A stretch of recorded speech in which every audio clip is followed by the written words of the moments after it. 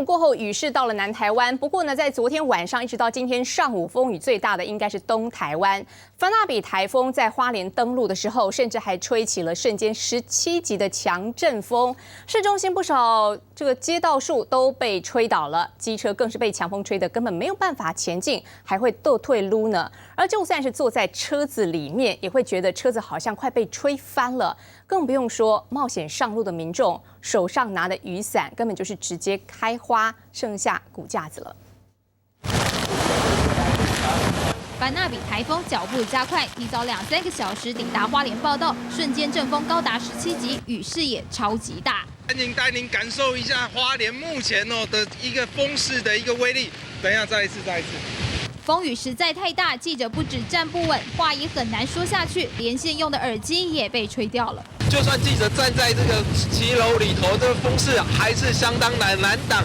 如果记者如果没有压着帽子的话，帽子很容易就轻易的飞了。从画面上可以看出来，大雨几乎是和地面平行狂飙，不止广告看板上的布条整个被扯掉，冒险上路的机车骑士根本没办法前进，甚至还一度倒退路，实在很危险。